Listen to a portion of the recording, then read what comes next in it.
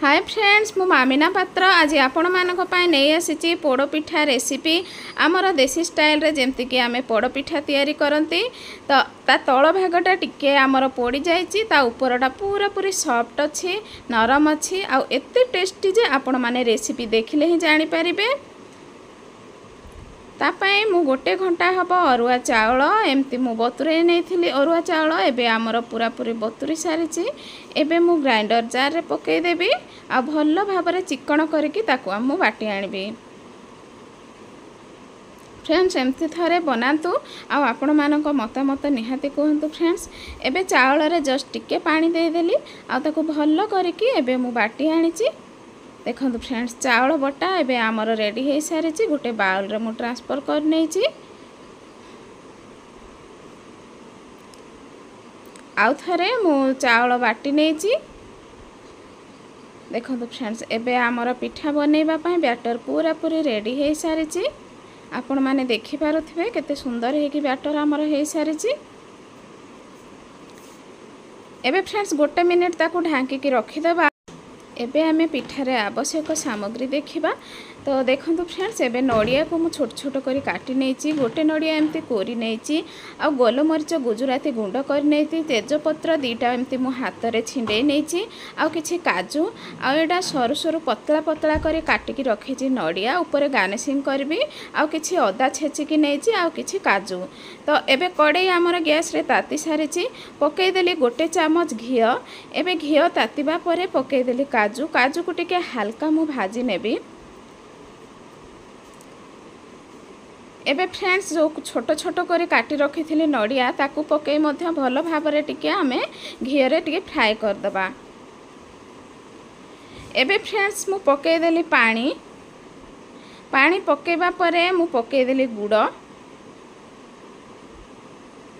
आपण माने चाहिले चीनी मध्य नहीं पारिबे गुड़ रे किंतु फ्लेवर बहुत भल लागिबो कलर मध्य बहुत सुंदर दिसबो। तो देखंतु फ्रेंड्स एबे भल भाबरे मु गोळेई देइछि गुड़ तार से मेल्ट हो जिवो ताकू गोळेबा किछि दरकार नाही। एबे गोलमरीच गुजराती तेजपत्र पकई देली आ एबे जो अदा मु छेचि कि नैथिली अदा पकई देली अदा पकेबा द्वारा बहुत बढ़िया फ्लेवर आसीबो। एबे फ्रेंड्स पकई देबा कोरिकी रखिथिबा नड़िया नड़िया पकेबा परे भल भाबरे ताकू एमती आमे घांटी दबा। फ्रेंड्स वीडियोटी फास्ट टू लास्ट पर्यंत देखिए टिके हेले स्किप करें आपण माने जदि वीडियोटी स्किप करदेबे तो किसी जानी पारिबेनी। देखो फ्रेंड्स गोटे रु 2 मिनिट ताकू फुटिबा को छाड़ दबा। एबे आमे गोटे चामच घी पुणी पकई दबा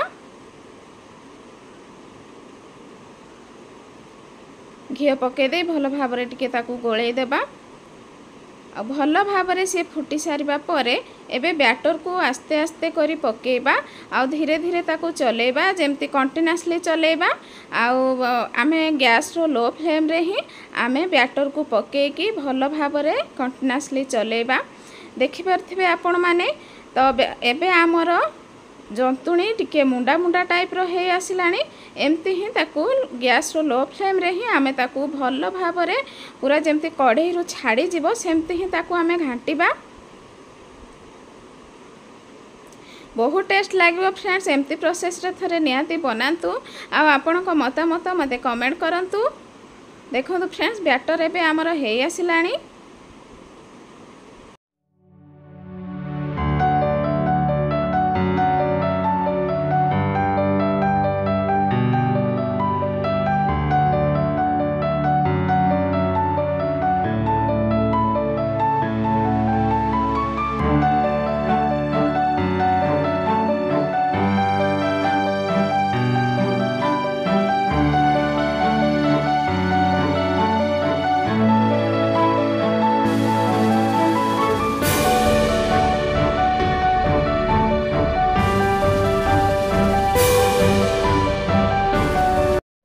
देखिपे फ्रेंड्स केते सुंदर है कि जंतुणी एबे हमर हे सारी कड़े रु मध्य छाड़ी जाउची एमती ही आपण माने बनेबे जंतुणी जदी परफेक्ट हैला पिठा हमर बहुत बढ़िया हबो। आपण मान तो जानि थिबे जे कोनोसी जंतुणी भी परफेक्ट हैला पिठा बहुत टेस्ट लागिबो।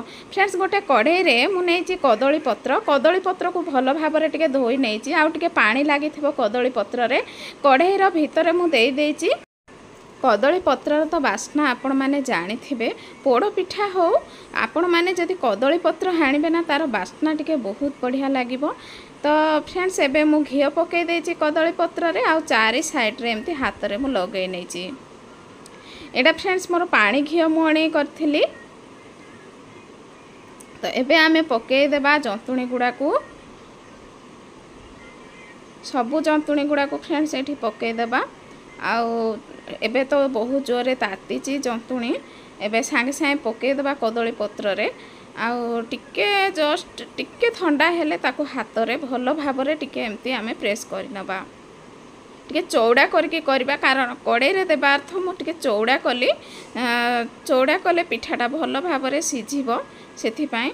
एबे किछि नडिया नेची फ्रेंड्स मु ता ऊपर गार्निशिंग करबा पई देखो पिठा तो मु भलो भाबरे मु साइज कर नेची हाथ रे पूरा प्लेन कर नेली।